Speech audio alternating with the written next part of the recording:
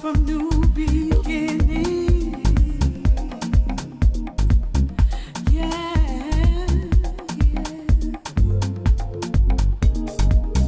these scars on me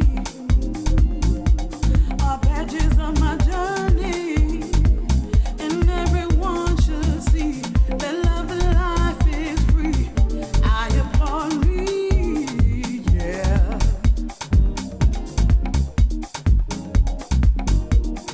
I applaud me, yeah. Celebrate my life. Good afternoon and welcome to Real Chicks Rock Presents Real Discussions. I'm your host for today, Michelle Dusbert, and I'm always super excited. Yes, it is a holiday weekend, but some of us are working today, and that's cool. It's not a big deal. We enjoy being here today with you guys, so thank you so much for tuning in. Today is a little serious conversation, but you know, we'll let you guys be the judge of that. But before I introduce my beautiful and lovely and talented guest for today, I want to thank all of the new listeners that are checking us out. Thank you for joining us. Thank you for when you guys see me out and about and you text me, you inbox me, you tell me you've been checking out the show. I really and truly appreciate it. Thank you so much. Thank you for the shares and the likes and the comments. We can't do this without you, so thank you for your continued support. For our new people, let me just give you a little bit of background about what Real Chicks Rock is all about. We're all about the empowerment of women. We've been doing it for a couple of years now. We've done it through various different vehicles, through our community service, through our public speaking and mentoring, and through the media, which has been what you guys have been checking us out the most lately. And we use this platform to talk about issues and raise awareness that impact us as women. And today is no different. Today's topic is the country we serve, right? How ironic, because this is the Independence Weekend. And I have someone that came all the way from Columbia, South Carolina, doing some wonderful things there. But she actually served in the military, so she has a story to tell today. So we're going to get into it. I want you guys to welcome my guest, Kelly Kel. Hi, Kelly. Hello, everyone. How are you? I am well and glad to be here. I'm glad to have you. So we met last year because of some of the phenomenal things that you're doing in South Carolina, and we're going to talk about that. You have a very warming spirit. You're very passionate about what you do, and you and I talked about some things. You've been supporting me, and I really appreciate that, so thank you. And we talked, and I thought today would be a good day to just kind of share a little bit about your military background, because today, you know, it's all about celebrating Independence Day, and there's a lot of conversation about what Independence Day really means for us, especially as African Americans here in this country. And we want to peel it back another layer. We want to talk about it as it impacts us as women, right? Especially as Black females, females that serve in the military. So there's been some stories, there's been some things that has happened, but we'll get into that as we start the conversation. If you'd be so kind, tell the people a little bit about yourself. Well, my name is DJ Kelly Kel. DJ Kelly Yes, Kel. and that is my name. I am actually from the great state of South Carolina. Are you really? Yes, I am from South Carolina, born and raised. Okay, and I talk about this every now and then, is that one of my first jobs in South Carolina coming up was actually picking tobacco. Really? Yes.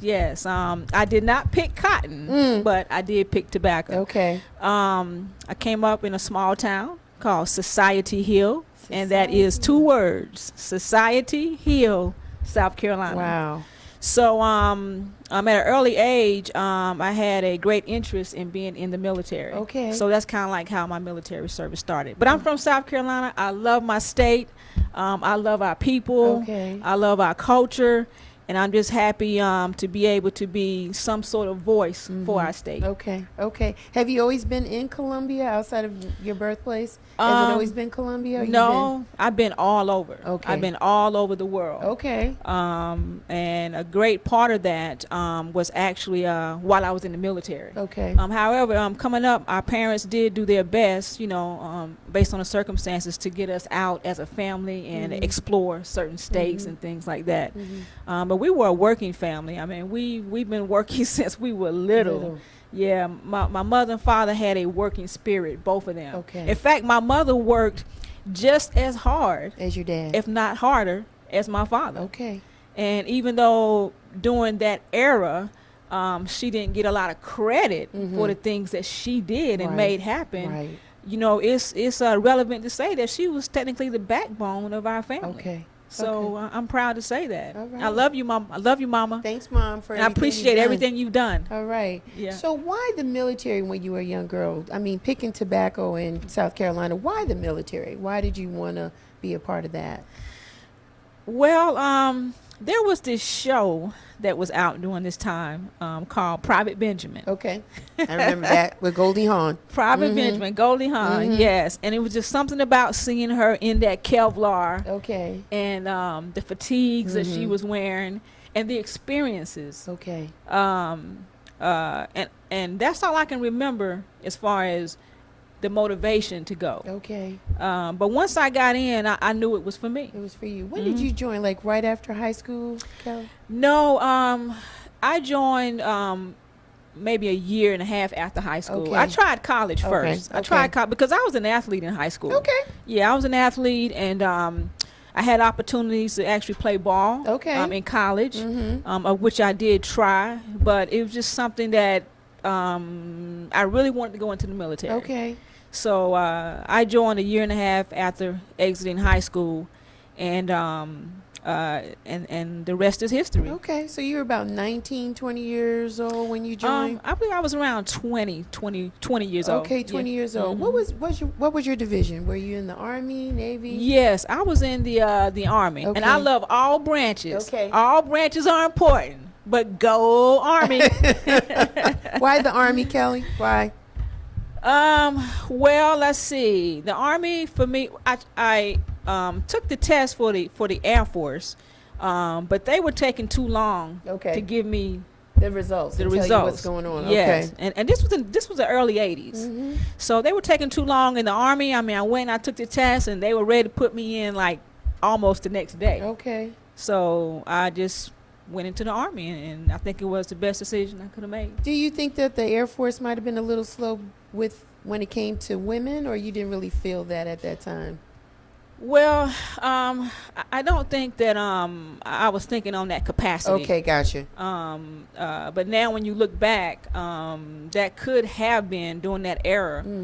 Yes, that could have been true during that era. Okay. But mainly the Army, they are very swift in getting people in. Right. And they will make a way. I'm not saying that the standards are being lowered or anything like that, but during that time they definitely had a swift process for Okay. getting you in. Getting you in. And if you were young and you needed a job or you were ready to change your life, the Army would get you in like right away. Got you. So yeah. Got you. What was your role or position while you served in the military in the Army branch?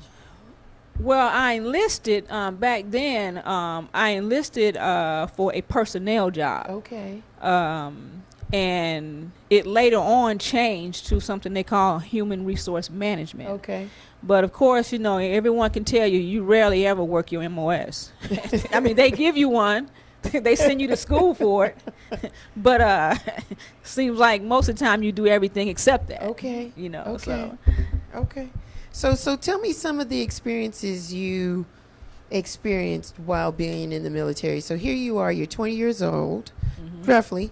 You're a young female, right? Yes. Coming from South Carolina, Yeah. in the Army. What was it like for you once you started to really get out of boot camp and really start experiencing it? Tell me a little bit about that. Well, you know, boot camp itself was an experience. Okay.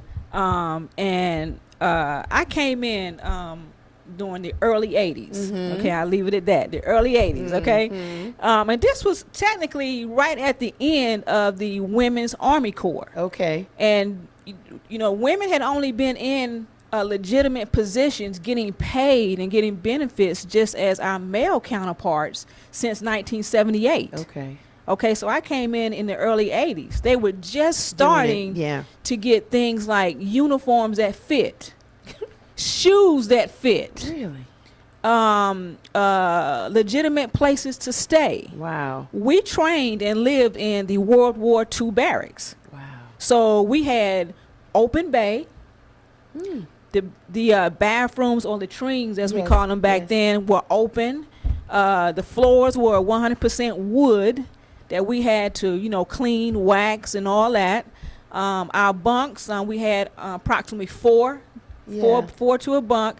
And a lot of the other women that were there, a lot was the first time being around different cultures. Okay. Some of our other races, white, Hispanic, whatever. Right. It's their first time being around different people. Right. Okay. And during this time, a lot we don't really talk about is that the people that were in charge of training us were males. Okay. And all of them were in a MOS, or a job that we call infantry. Okay. So their whole career was based around being in the field, training for combat, being in combat. They have no idea how to talk and train women. We were a whole new basket of eggs. Wow. So we have no clothes that fit. Wow. We're training in boots that don't fit. Right. And we have leadership that really didn't know how to communicate with us. Right. So, it was rough. I will admit it was rough. But because I was gung-ho, I was an athlete in high school. Going in there was absolutely challenging for me. I loved it. I loved getting up early in the morning. I loved, details and duties. I loved getting it done. Right. And more importantly, the other ladies that were with me, they trusted me, because, in a situation like that, believe me, fear alone will make you just believe in each other and make you want to help each other, not work against each other. It makes you want to help each other. So when one person was upset or got hurt, we all tended to that one person. There was no separatism. Everything was together, and I really loved that. Okay. So that was my basic training. Okay. So the women pulled together. Did you feel any kind of isolation or segregation from the males that were in leadership that were expected to train you? Well, initially, yeah. It's the truth, and I think it's okay to talk about it now. Okay. We wouldn't talk about it back then, right? Because you had to get through the situation, right? And the last thing you want to do was to stick out like a sore thumb, being a complainer. And I think one thing that's important is that after the Women Army Corps was implemented, and also exhausted, where the women were actually put into the military, which is the area that I came in, we are now equals. We are no longer in an auxiliary status. We are considered soldiers, just like our male counterparts. That wasn't always the case. Yes. So the male drill sergeants, or men leaders per se, I think a lot of them looked and appreciated a woman that could be in charge, to be their voice, to get the message to the the whole platoon. Right. So that was important. Right. Okay. So you didn't really experience too much there, but tell me some other experiences, Kelly, as it relates to you being in the military. How long did you serve, actually? Well, I did the full 20. Wow. Yeah, I did the full 20. Yeah. And how was it while you were doing those 20? Give me some experiences that were memorable, that stuck with you, where you felt different because you were a female, you were black. Were there some times that you experienced that in those 20 years? Well, yeah, of course. As time goes on, you start to see things at different levels. Okay. Basic training, everybody's open. All right. Right. But as time goes on, you actually can see, just like everywhere else, that there is gender bias. There is a racial bias. Okay. And, as a black woman coming through the military, even though I loved it, the challenges were definitely there, especially in leadership positions. And it's just kind of, I don't want to use the wrong terminology, because I enjoy my time there.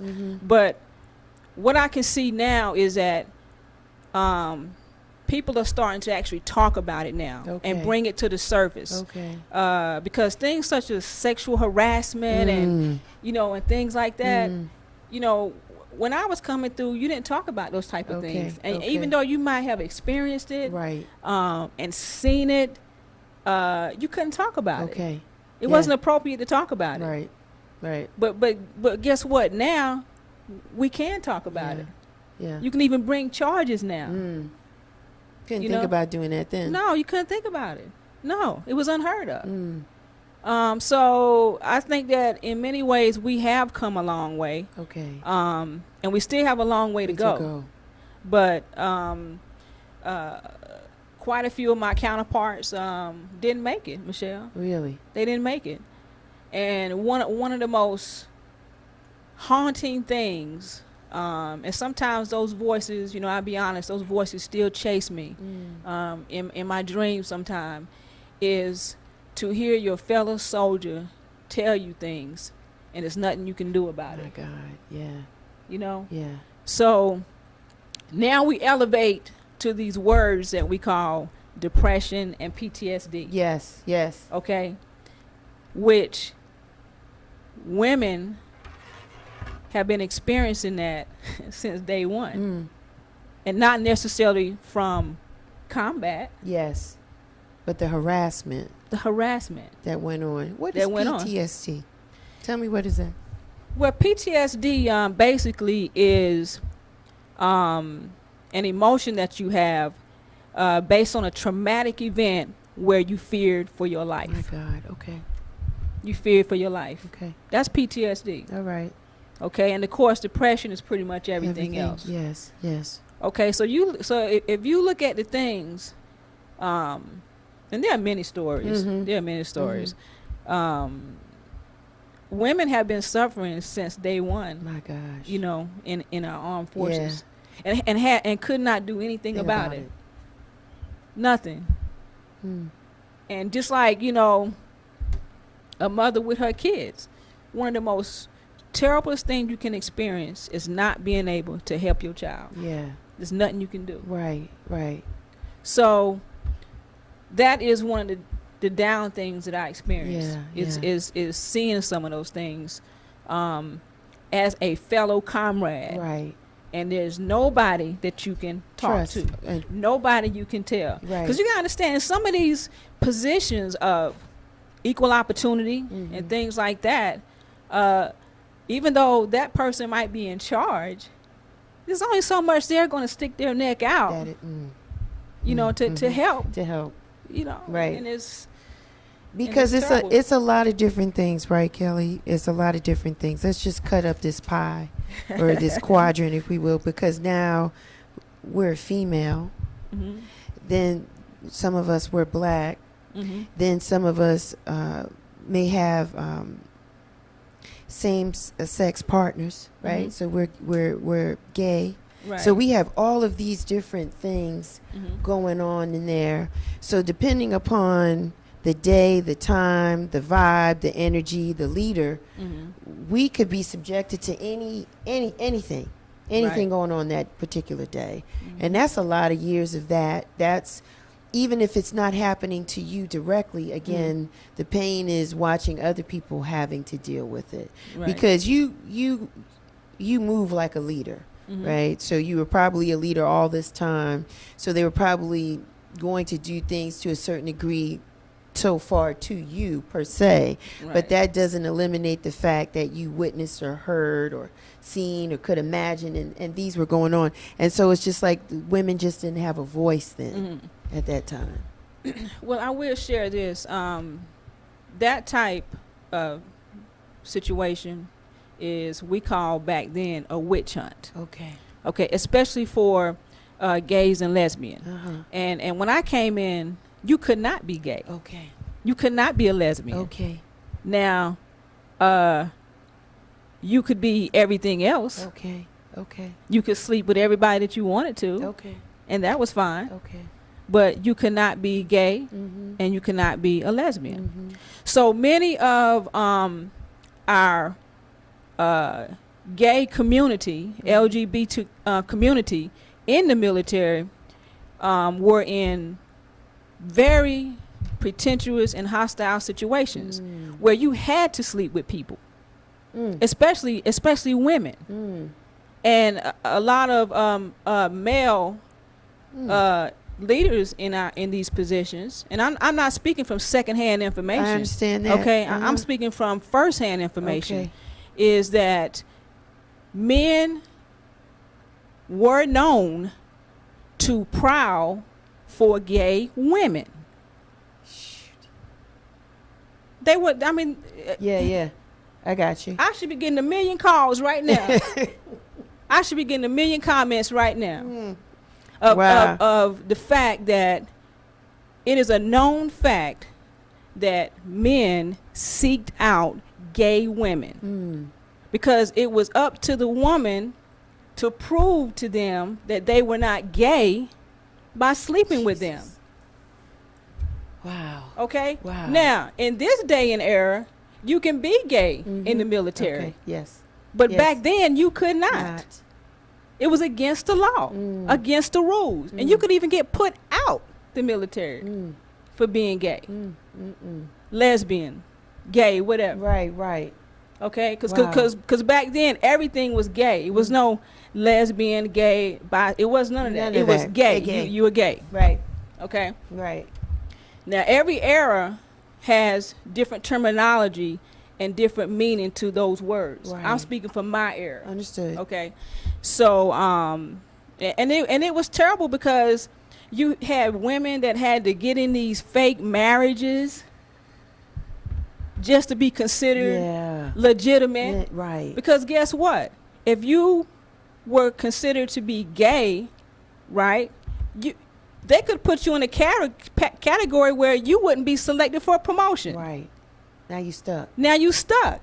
Almost blacklisted. Yeah, we call it blackball back then. Blackball. We call it blackball. So here it is. You have the intelligence.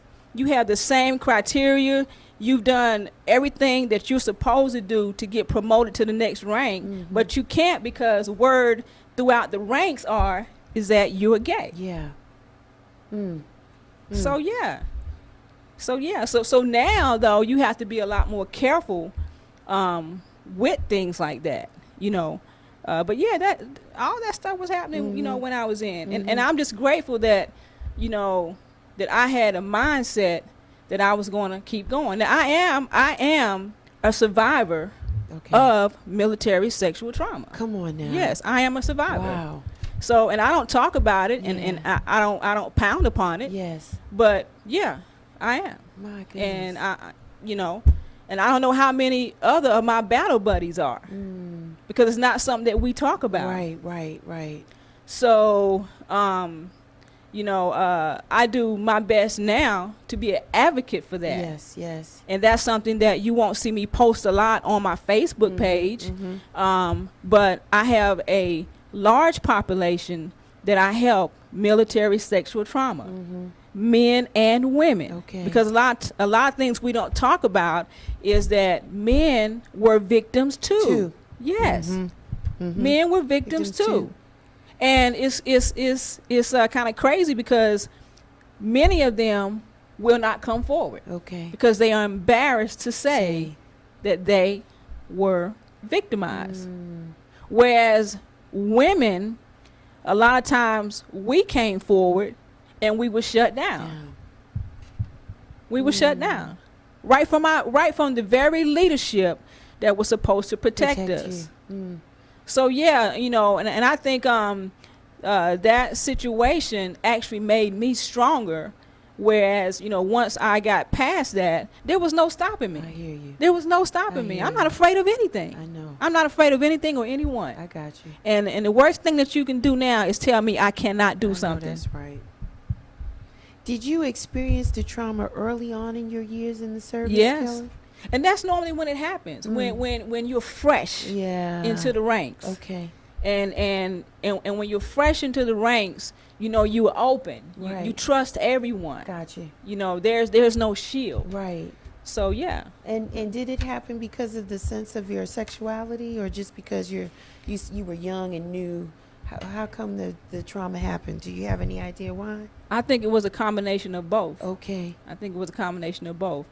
And you know, one of the worst situations you can be in is when you can't protect yourself. I understand that. But you know, I think that every situation that happens, there's a way to make the best of it. Okay. So, I use my situation, my past situation, Okay. and I take that and I help others. And I'm very proud to say that a lot of people, that I've encountered, I've helped them, and we're friends now. That's good. So, yeah. That's good.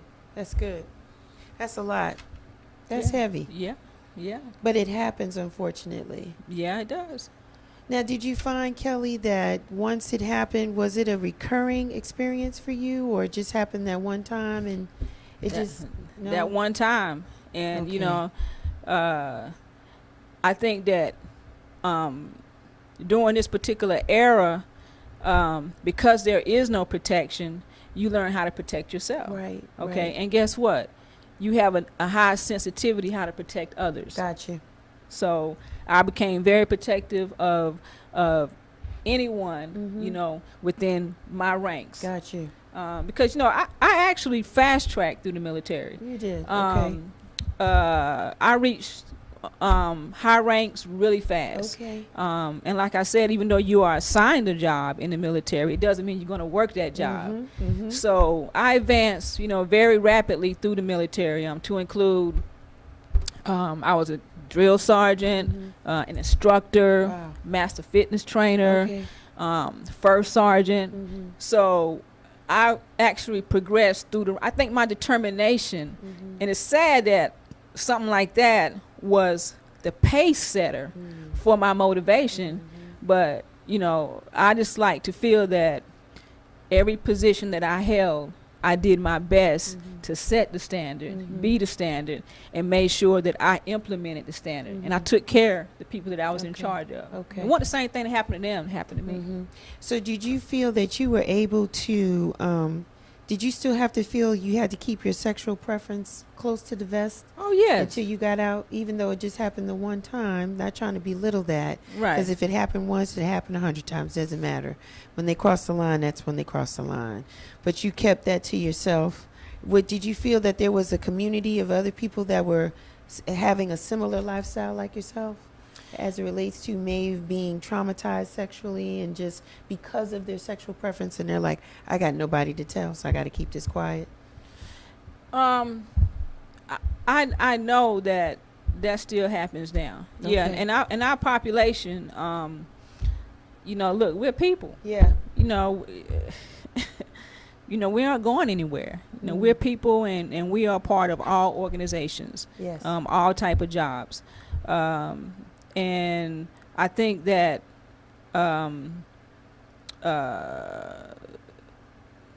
the best way I can explain that is that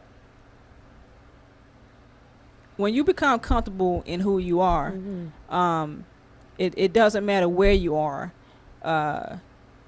who you believe yourself to be, will show. Okay. And people will know their boundaries. Gotcha. So, and that's one thing about the military, like I said, when you're in, you're so impressionable, you're trying to find your way, and this is not like a regular job. We're talking about, fighting for your country. Yeah. We're talking about learning to do things for your country, go places where you may never come back. I know that's right. So just the concept Right. of that all by itself, you're trusting everyone that's in charge of you to show you the way. Got you. So when that is broken, most of the time the only people that you have to fall back on are your own kind. Yeah, I got you. I got you. So I got you. Now, you made reference that it's different today, right? In regards to people can come into the military as they are, right? And if things happen, they can raise it, and things will, people will get addressed. Things will get addressed for those things that are going on for them. A lot of our kids today, right? They're not thinking about the military like we were when we were younger, because you did. You either went to college or you served in the military or you got a government job, right? It was that's really right. one of the things. You got a city job, government job, went to college, or you served in the military. Kids today are really not thinking that way. If someone came to you and said, Kelly, I want to join, what would you tell them as as a suggestion to join, especially your branch, the Army branch, what are some words of wisdom you would tell somebody today? I would definitely tell them to make sure that they research all branches. Okay. To see which branch best suits you. Okay. Because even though the Army may be good for me, maybe the Navy or the Marines may be better for you. Gotcha. Each branch has their own mission. And most of the benefits are universal across the board, such as education and things of that nature. But each branch serves a different purpose. So a lot of times, like in my situation, I said that I had taken the Air Force test, but they were taking too long to, and I was ready to go. There you go. You know, got things to do. Whereas another branch may vet a little stricter and a little longer than the next one. So you just want to just do it. And guess what? We didn't have Google when I came through. No. You can Google everything now and pick the branch that's going to be best for you. And some branches do require you to be away for a long time. And some don't. You know, so just be careful in which branch you choose, because you're the one that has to be in it. Right. And once you join, you do have to follow the rules. Okay. So, 24 months or whatever the commitment may be can be a very long time if you are unhappy. So I would definitely say do your research, because the military can be very rewarding. Okay. Very rewarding. I mean, I've built relationships, and I have friends that I mean, we are friends and bonded for life. Yeah. Because of situations that we've been through. Right. For life. And there was nothing that could stop or break those bonds. Yeah. So I'm just not certain if I would have found those type of bonds in the civilian sector. I got you. So yeah. It's like anything else, it has ups and downs. It has ups and downs. And you've had some good experiences. Unfortunately, some people do have the PST, right? PTSD, yes. PTSD. Depression. Right. A drug addiction. Yes. Drinking. And just really have problems just functioning. Right. Outside of the military, in society, trying to find a job. Yeah. Those type of things. So there are a population of people that struggle once they do come out the military. Yes. And once again, that's something that I'm of the opinion when I first got out that they didn't teach us how to get out and transition back into the civilian world. They just, you guys are here. Yeah. Goodbye. Yeah, you out. You good. But it's not necessarily like that, because a lot of times people use this word brainwash, or whatever. I don't know how I feel about that word, because just like anything, like when you go to college or you get a new job, you do have to learn the culture. You do. So in the military, it's the same way. And when you get out, look, it is a transition. It is. It is a major transition. So a lot of our people get out and they don't know how to do things. And there was no help for the transition period. Right. I'm talking about finding a job, learning the new. It is a language. We talk different. We think different when we're in, and when we get out, we're thinking that the civilian sector is just going to open their arms and say, "Hey, yeah, we know you've given your life to this country for all these years. Let us help you." And it's not like that. No, yeah, it's not like that. Behaviors are different. Completely different. Because there is no 9 to 5 in the military. No 9 to 5. You're there 24/7.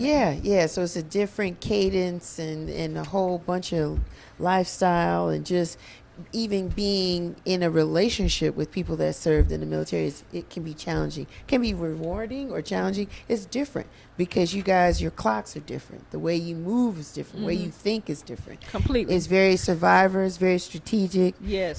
It's preparation. It's planning. It's it's all of these different things. And you come out to us, and we may be driving too slow. Exactly. we not going at the speed of light like you guys are. Like the fact that you've done a whole day's work by 10 a.m. and we just getting to work 9 a.m. 9 a.m. So we're just on a different pattern. So it is totally different. Because you did do well for yourself in the military, why did you come out after 20 years? You had enough? I had enough. I mean, your time clock knows when it's ready to do something different. Gotcha. And I could have stayed longer. I could have stayed longer, but I knew that it was time for my life to do something different. Okay. Yeah. So I did my 20 and I retired, and I started my new life. Okay. And I'm happy that I did it exactly the way that I did it. All right. And I would encourage, something I used to joke with some of my other battle buddies that were still in, I tell them all the time, hey, retire life, you should try it. You should try it. You've done your service. Now it's time to start a new life. Yeah. And something I want to say was Michelle, was that I have to credit our President Barack Obama because I'm of the opinion that when he was in office, we had the most successes in the military.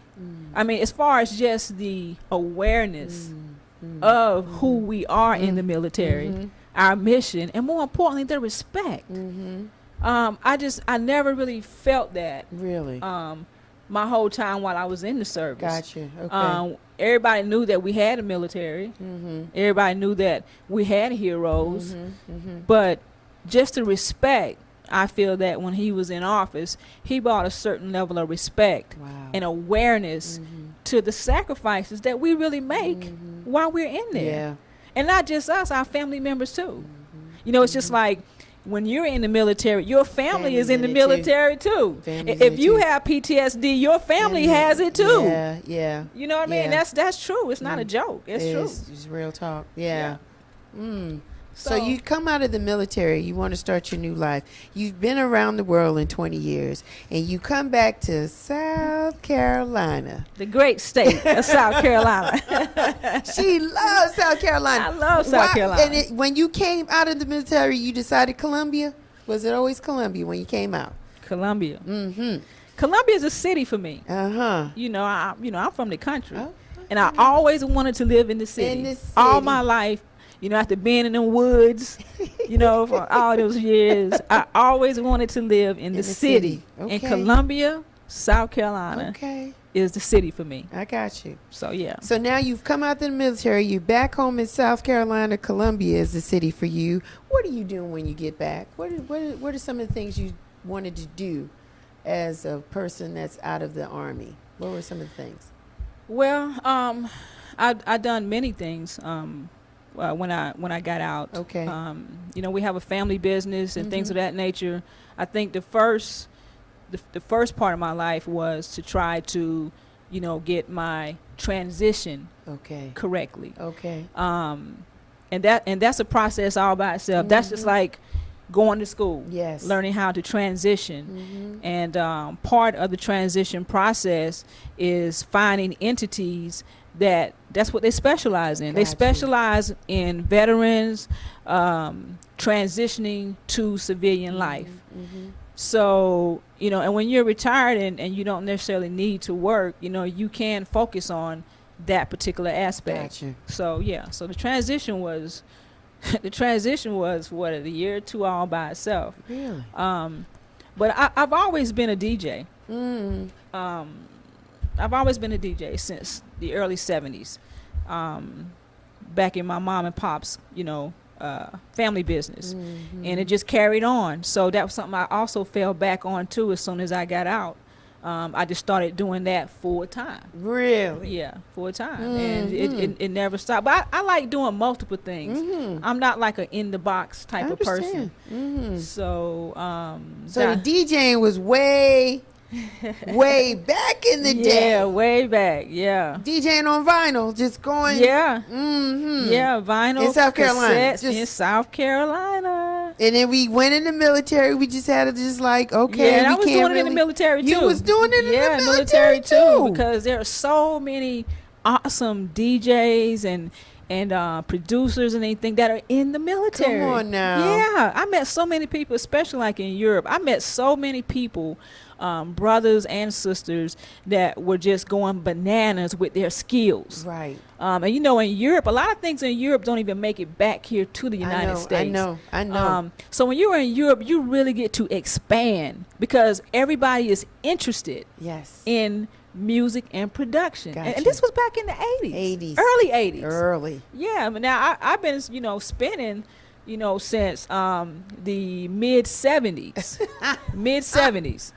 And it all started in my mother and father's business establishment. Because back then your parents put you to work. Yes. You know what I'm saying? It ain't like now when you get to work at McDonald's and all that. That's high class stuff.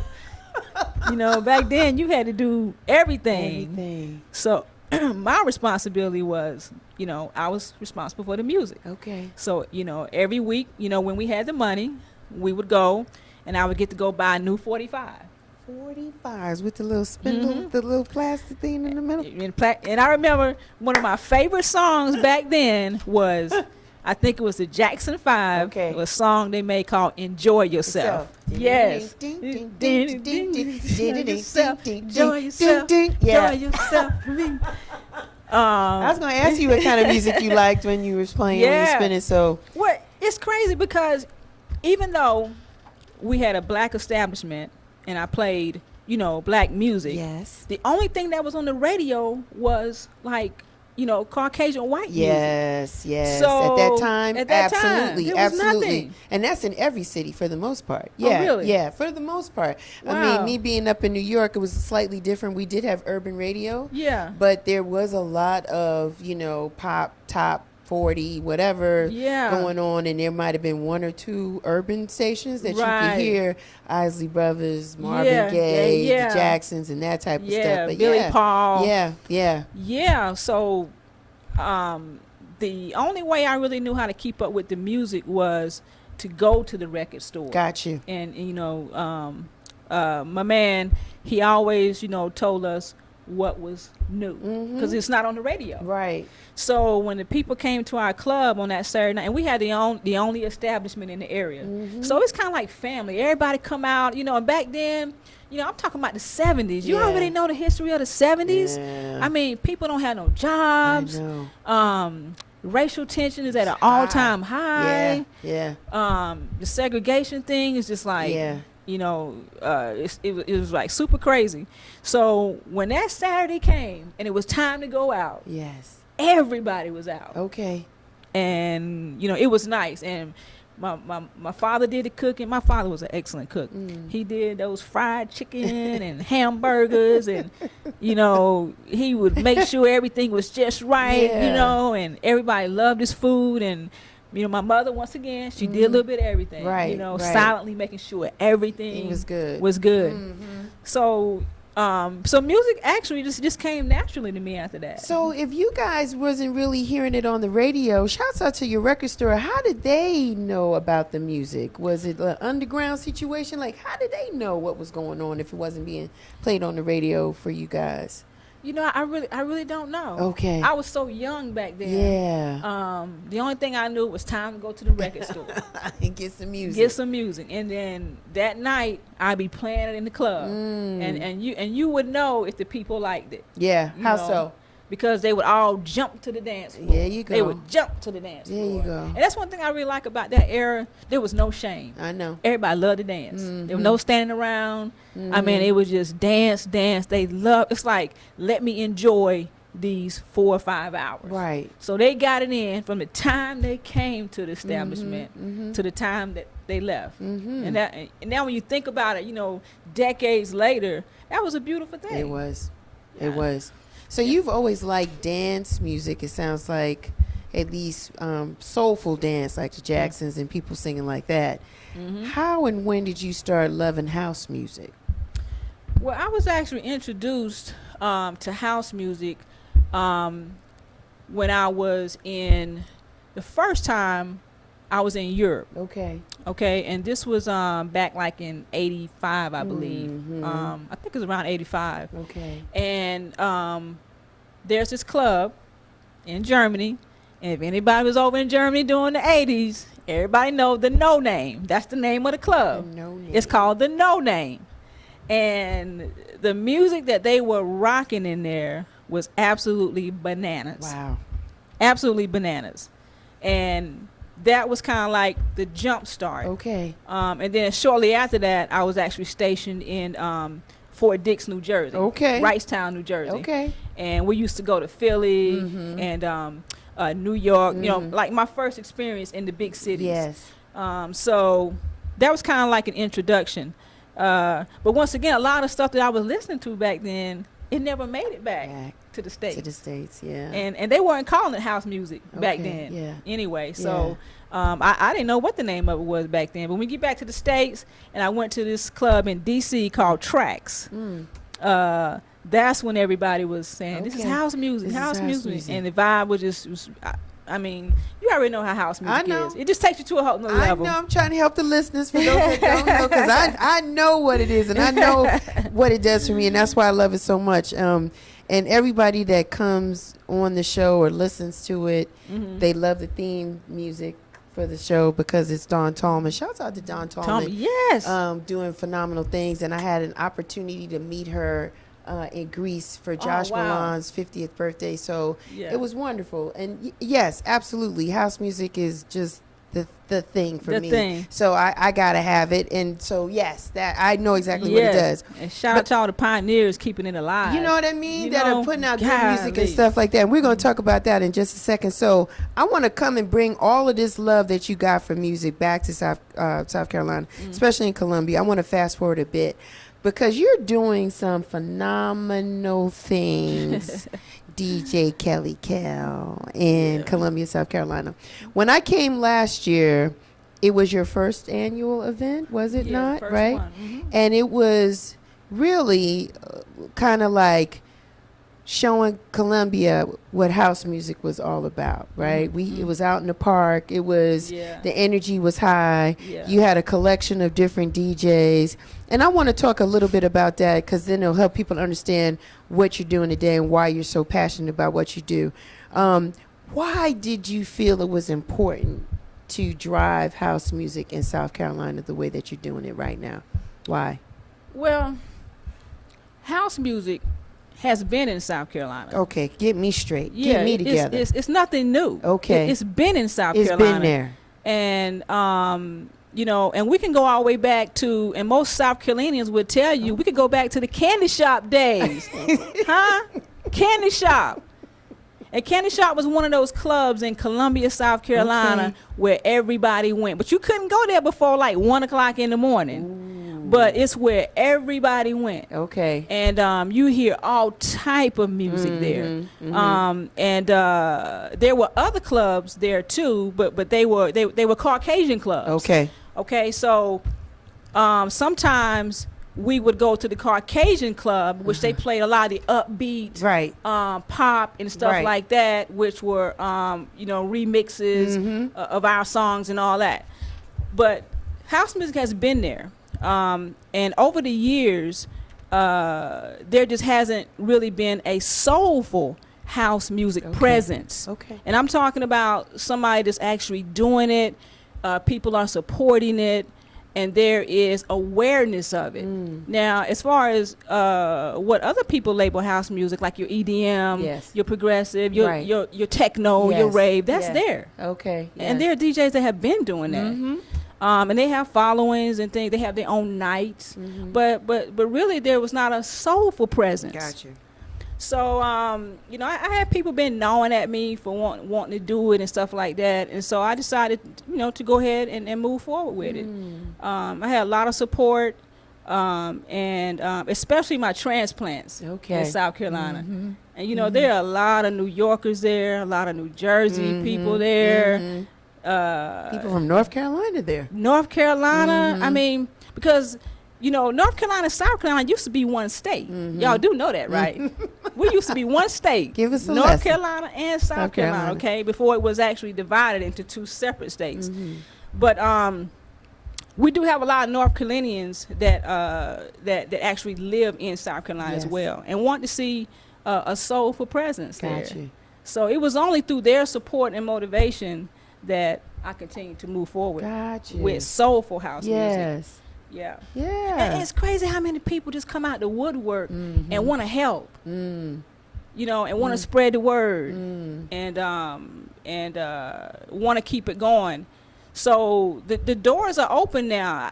I feel that any legitimate entity could come in now and do a soulful house music night or day or something. Okay. But I particularly want to do events. Right.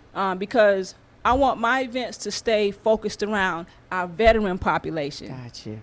So our house music, which is a spiritually healing genre, yes, it is.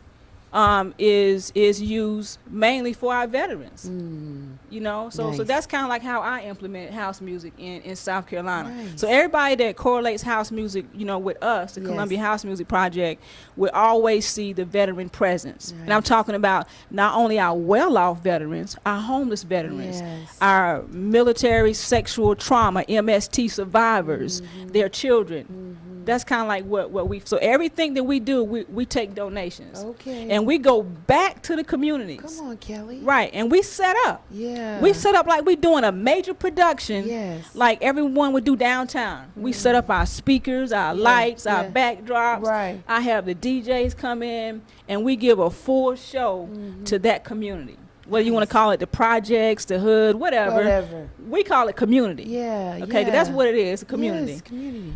So we're about community, city, state in that order. Wow. We're going to help our community first, then our city next, and then our state at the end. So that's kind of like what our house music movement is about. Okay. Are you a nonprofit or you just a collective group of people? Yeah, working we're a together? nonprofit. We're a legitimate Nice, nonprofit. nice, Yeah. nice. So, we will be seeking sponsors and Yes. supporters to help us keep our vision and mission Right. alive. Yeah. And we got major things coming. We got Thank major you. things coming. And it's just so awesome. The fact that our city is showing us so much love. Yeah, I was going to talk to you about that. Yeah, come talk about that a little bit, Kel. Come on. I mean, I'm gonna tell you, Michelle. Sometimes, I just have tears in my eyes Yeah. because, when people show you support that you don't even know, never met them before, never had a conversation, but they reach out to say, "Hey, what can we do Right. to help you do this?" Right. And they take that and they make it happen. That's like a burden lift off your shoulder. Yeah. So I just feel that you have a responsibility to do something. Just do something. Not nothing. Just do something. So so right now we're taking house music in Columbia, South Carolina, and our whole state. I want to shout out definitely my brother up in Greenville, South Carolina, DJ Sauce. He has a house music movement in Greenville, South Carolina, and he invites us up there all the time to spread the love. Right. Because, Greenville is at the upstate of South Carolina. And then Columbia is in the middle. And then, of course, Charleston is in the low country. There you go. So we've hit all three of the major areas in South Carolina in less than 24 months. And everywhere we've went, we've had an awesome turnout of people coming to show love for house music. 'Cause we're specific. House music. So that Soulful shows house. soulful house music. That shows you the power of house music. The power of it. Yeah, it is. It is powerful. Because when I came last year, I couldn't make it this year because I had. We missed you too. I missed y'all too. Because I had my event last week, but I sent my love in spirit and Yes, vibration thank and in that way. But when I came last year, it was awesome because it was people that came from everywhere. I saw some people that I knew from Raleigh, from Charlotte, North Carolina. A couple of us came from Atlanta. There were people just based on their footwork. We're from up north, from up New York and Jersey, just the way they were dancing. I was dancing on the stage by the speaker and with some other guy because the music was just so good and the vibe was right. It was a really great day, and everybody came and was just really open. And as the sun set down a little bit, more and more people came out, and the park was just literally dancing. Yeah.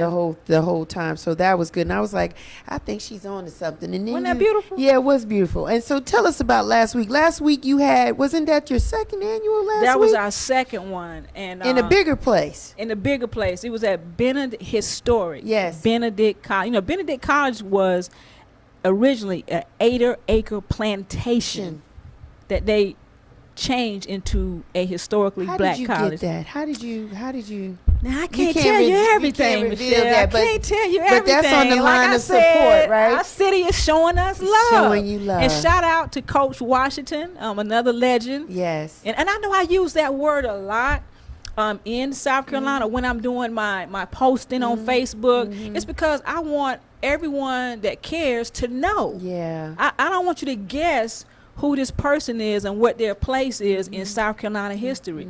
But a lot of people that we interact with every day, they are legends, you know, in this game. And Coach Washington, he was an awesome supporter and one of the key people to making that event happen. But yeah, we did that actually at Benedict College, the football stadium. I saw you. And it a lot of networking going on that day. And we definitely want to thank all the other movements that came out to support us that day. We had the Charlotte House Music Movement that came out. We had, of course, Greenville was out there. We had a group from Charleston that was out there. And a lot of networking. I can't even go into everything that happened that day. And I really want to also say one thing real quick. Sure. You know, I got to shout out the DJs that came to support. Go shout them out, Kelly. Shout them out. Thank you so much. I want to, first of all, now y'all, my team already know I got to shout them out last, okay? My team, y'all know I got to shout y'all out last. Want to shout out my man, DJ Rick Sweeney from the legendary Basement Life out of East Orange, New Jersey. They drove all the way down, and they brought their crew. Okay. You know, they go deep. deep. You never see Basement Life with less than like 10 people. Everywhere they go, they got at least 10 people. Okay. They had a drone flying over. Wow. You know, taking pictures and videos. So thank y'all, brothers and sisters, for coming out. We really appreciate that. We had DJ Chill-X from Newark, New Jersey, Roselle, New Jersey. He came out. Chicago's DJ Greg Gray, he came out and he bought DJ Big Easy with him. Okay. Thank y'all brothers for coming out. We had DJ Paul Kroom out of Charlotte, North Carolina. Such a humble brother, but I'm gonna tell you, Michelle, he needs to be on everybody's roster. Got you. Okay, DJ Paul Kroom, thank you, my brother, for coming out. Want to thank Detroit's DJ Father Abraham coming out. Everybody know Father Abraham. Did he just get married? He just got married. Congratulations. See, everybody know that. Everybody know.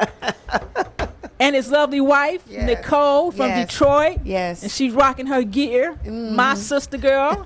You ain't got her gear, you definitely need to check it out. Check it out. Also, Atlanta's DJ Tora Torres. And I'm going to tell you, she was getting it in. That's the homie. She was getting it in. That's my homie. Yes. So you had a great day. Had a great day. You had a great day. A great day. My mom came out. My brother came out. My son came out.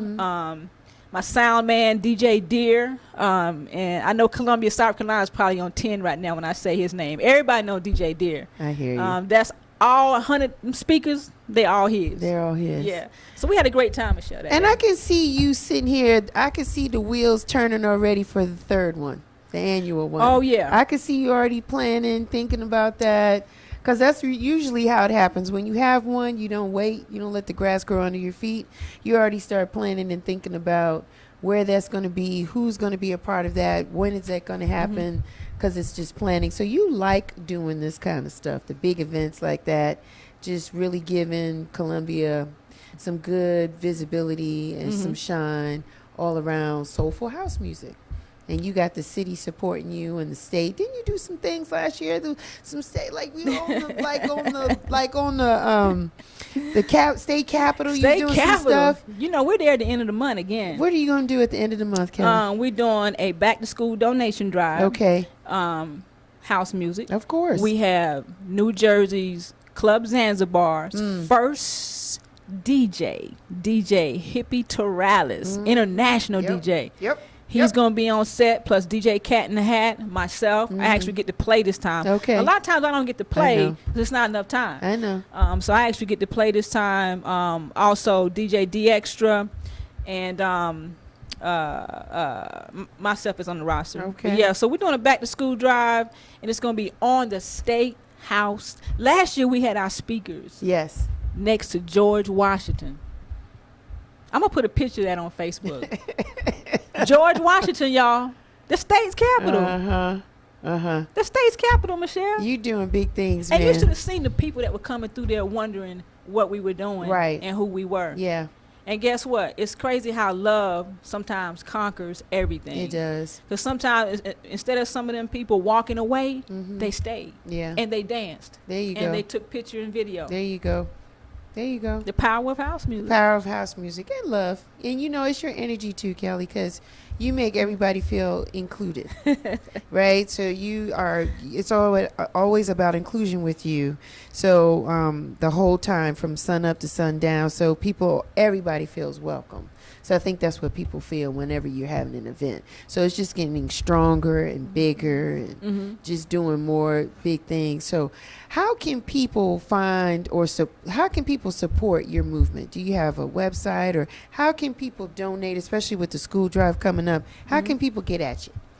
We do have a website, the ColumbiaHouseMusicProject.com. We keep that website updated with all our events, and also how to donate, which I didn't even mention that we collected so many items from the event that we just did at the football stadium, to include like a new tricycle, new games, new boards for our children. Yeah. And I don't know what happened, Michelle, is one day I was downtown Columbia, and there was a woman and a child sitting in a corner off the main street, and she had her child wrapped in her arms, and she was just sitting there like this. You know, I didn't think she was on drugs or anything, but she was in a state of shock. My God. And she was a veteran, and her child couldn't have been no more than about 6 or 7 months old. But that right there, that firsthand experience changed my life,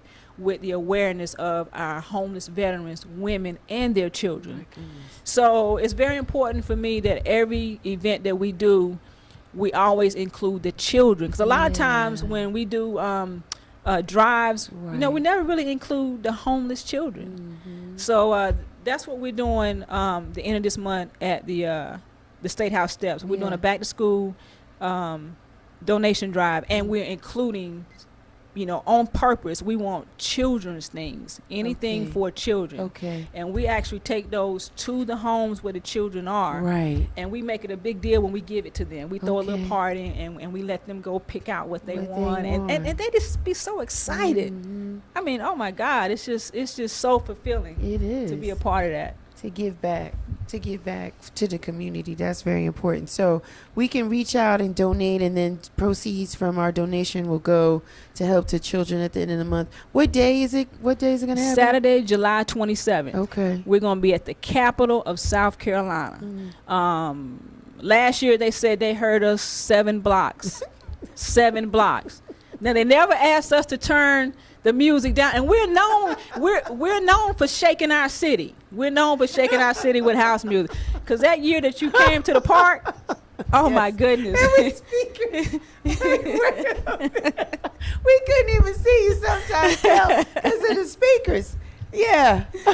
Yeah, so we took them same speakers to the State House. I hear you. And the people were running down the sidewalk wondering who we were, and we began to tell them. And we all became family that day, and I was just so happy.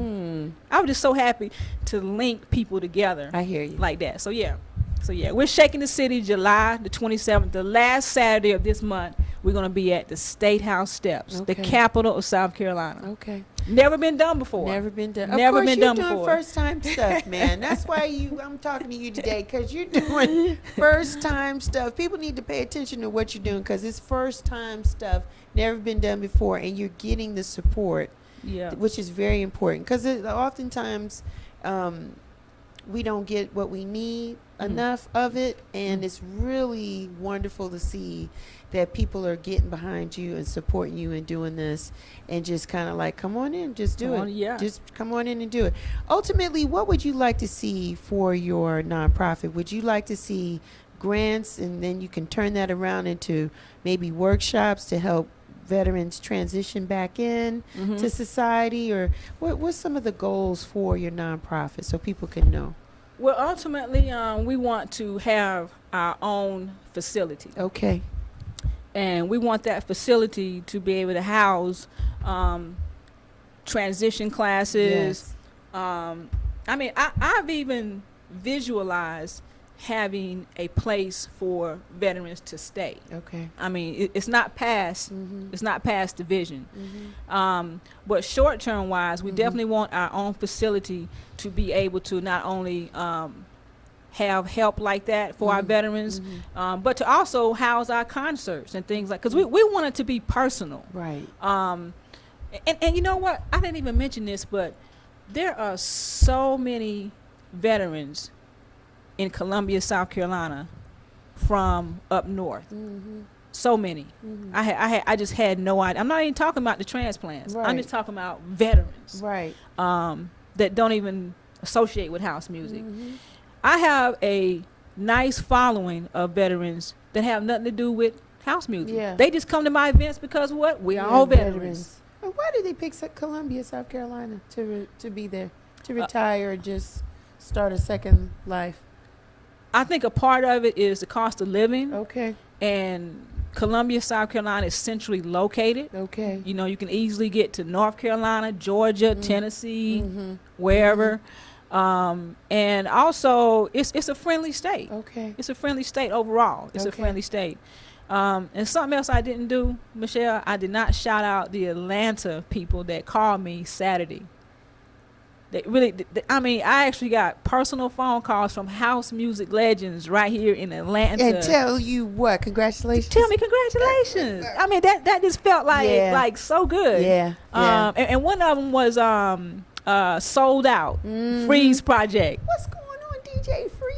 DJ Freeze. Yes. I want to thank him. He Yes. gave me a personal phone call. Nice. That was so nice. He's a good guy. He's a great guy. He's doing some good things here on Thursdays, every 4 Thursdays here in Atlanta. I was supposed to come. I'm so sorry, Freeze. Yeah. It was very weekend that I had an opportunity to just kind of rest, because it's like halfway through the year. Right. And I've been running, and my intentions were good. I just had to the body couldn't do it. The body couldn't do it. But yes, we're definitely going to catch up and do some things. But there are a tremendous amount of supporters, because people watch what you do.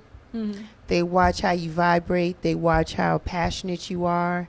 And so when there's an opportunity for them to say, keep up the good work, or I support you, then they're doing it. Yeah, you got some crabs in the barrel. You got some people, and that's in anything that we do, any walk of life, that's no different. Yeah. But when you have people that really see that you're really doing it, and it's for the love too, you know what I'm saying? Yeah. Because it's not about house music ain't never monetary. Let's be clear. Yeah. If your name ain't Louis right. Vega, you ain't getting it. You know what I'm saying? So it ain't never about the dough. It's always about the love for music and bringing people together in communities. And when we get communities together, we hope to try to make a difference once we rally together around that common goal. So that's what it's always about. So I want to wish you continued success. Thank you so much. In Michelle. everything that you do. Anything that I can do, Real Chicks Rock brand, we got you, right? Appreciate it. And we're going to send the love and send the donations and send it over there. If I can't be there, but we're going to send it on over there, because you're making a difference and you're impacting lives, and on so many different levels, for black females, for veterans, for lesbians, gays, everything. It's just a whole conglomeration of people and communities that you're touching by what you're doing through house music. And so for that, we tip our hat to you. Thank you, my sister. I appreciate you. Yeah. How can people find you? What are you spinning on the ones and twos? You just doing it at events on Capitol State steps? How can people find you? What's your handle? What's your social media handle? Y'all know I plaster everything on social media. Yeah. You know. You got a couple of pages. You got a DJ Kelly Kel page. I do. I have a DJ Kelly Kel page where I do all genre events. You know, hey, look, if it's music, I can do it. And also, of course, on our house music page, you can find me. You can find me on IG at DJ Kelly Kels with a Z, and also on my regular Facebook page at Kelly Kel. Okay, you got a Columbia Music. What do you got? House Music Project page. Okay. Yes, ma'am. Okay. On Facebook, the Columbia House Music Project. Okay, and Instagram too. Instagram too, Columbia House Music Project. Yeah, see, we putting it all out there so people can find you. So as these events come up, they know where to go and find out. And if you got family and friends in South Carolina, because oftentimes, like Kelly said, we're transplants, we're all over the place. There's people in South Carolina that are looking for something to do. You might want to follow this lady as she is providing house music events and entertainment for everybody to be a part of. It's fun, family, friendly type environment. So all is welcome to things that Kelly is doing out there in South Carolina. So again, much continued success for everything that you do. We got an eye on you. We're going to support you there from here in Atlanta. That's my time. You know me, Real Chicks Rock, I'm everywhere, but I got to shout out a couple of things. Like I said, the year is halfway done. We're already in July. Things are going by so quickly. I got to give thanks for the first half of the year. It's been very good for the brand, for the organization. Thank you, everybody that's been supporting us. Strategic partnerships. Yes. I am a person of that. So one of my strategic partners is Hot Ice Live. Yeah. So at the end of this month, we are putting together Show at City Winery. The legendary Roy Ayers 2 shows, July 30th and July 31st. Please get your tickets for that, because that is a legend. As Kelly mentioned, legends and DJs, that is a legendary musician. We all love his music. We all love Roy. So you want to come out and be a part of that, right? You got to catch them while they're still here. So be sure to catch that. For me, I got some things coming up. You know where to find me. Go to the website, realchicksrock.com. That's where you can find everything that I'm doing. We're streaming this puppy everywhere. Yeah, everywhere. We're on iTunes. We're on iHeartRadio. We're on Spotify. We're on Pandora. Hey. And we have our YouTube channel as well as Status Network. Thank you guys for letting me come here and do this. So if you want to know what we're doing, please go to the website to find out more about us. I'm on IG, I'm on Facebook. But that's it for me. That's my time. Until next time, you guys take care and continue to rock on. Bye. Bye.